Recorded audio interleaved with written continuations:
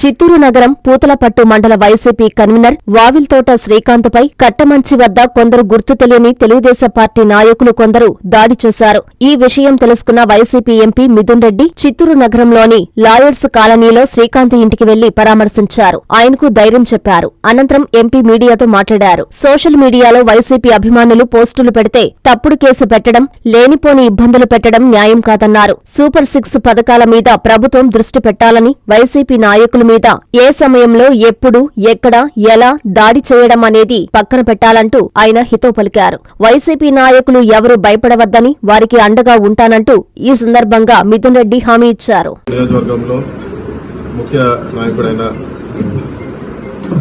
శ్రీకాంత్ గారిని అతి దారుణంగా పెద్ద పెద్ద బండరాలతో ఆయన ప్రయాణిస్తున్న వెహికల్ పైన దాడి చేసి వెహికల్ అంతా పూర్తిగా డ్యామేజ్ చేసి ఆయన కూడా గాయపరచడం జరిగింది. ఇలాంటి సంఘటనలు చాలా జరుగుతూ ఉన్నాయి. అసలు వాళ్ళ సొంత ఊర్లో తిరిగేదానికి కూడా స్వేచ్ఛ లేకుండా ఉండే పరిస్థితి ఈరోజు చాలా గ్రామాల్లో ఉంది.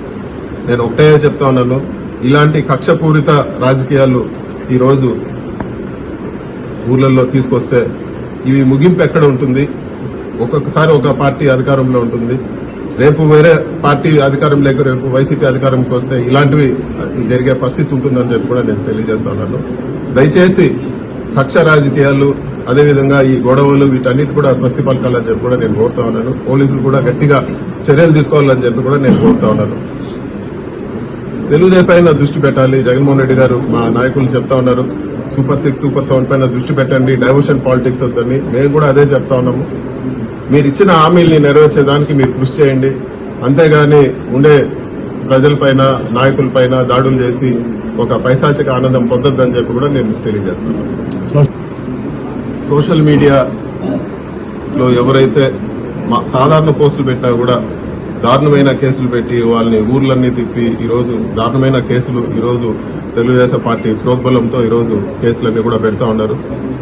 ఒక విషయం ఏమంటే, గత 5 సంవత్సరాల్లో జగన్మోహన్ రెడ్డి గారు ముఖ్యమంత్రిగా ఉన్నప్పుడు ఎన్ని దారుణమైన పోస్టులు, ఎన్ని దారుణమైన మాటలు మాట్లాడినా కూడా ఎంతో సహనంతో ఉండి మార్పు వస్తుందని చెప్పి ఒక ఆలోచనలో జగన్మోహన్ రెడ్డి గారు ఉన్నారు. ఆ రోజు ఎప్పుడు కూడా ఇట్లాంటి దారుణమైన కేసులు పెట్టలేదు, ఇలాంటి నీచమైన చర్యలు తీసుకోలేదు. ఇవన్నీ కూడా స్వస్తి పలకాలని చెప్పి కూడా కోరుతున్నాం. సోషల్ మీడియాలో ఏం అడుగుతా ఉన్నారు? మీరు ఇచ్చిన హామీలు నిలబెట్టమని చెప్పి అడుగుతా ఉన్నారు.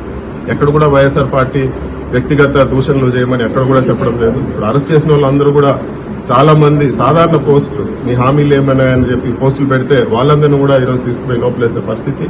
ఇది మంచి పద్ధతి కాదు. ఇలాంటి కేసులన్నీ కూడా ఒక ఎగ్జాంపుల్ కాదు. రాబో రోజుల్లో ఇలాంటి కేసులు ఒకరిపైన ఒకరు పెట్టుకుంటే అందరూ కూడా ఇబ్బంది పడే పరిస్థితి ఉంటుందని చెప్పి కూడా నేను తెలియజేస్తాను.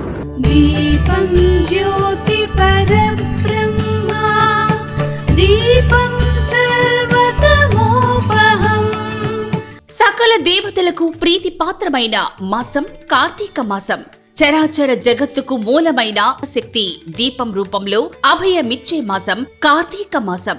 మహిళా మణులందరూ మాంగళ్య భాగ్యంతో, సత్సంతానంతో, శాంతి సౌభాగ్యాలతో విరసిల్లాలని కోరుకుంటూ నెల్లూరు రూరల్ నియోజకవర్గంలోని ఇరుకళలమ్మ పాదాల చెంత ఈ నెల 15వ తేదీ శుక్రవారం సాయంత్రం 5 గంటల నుంచి గణేష్ ఘాట్లో జరిగే మహిళల శోభాయాత్ర మహా కార్తీక దీపోత్సవానికి అందరినీ ఆహ్వానిస్తున్నాము.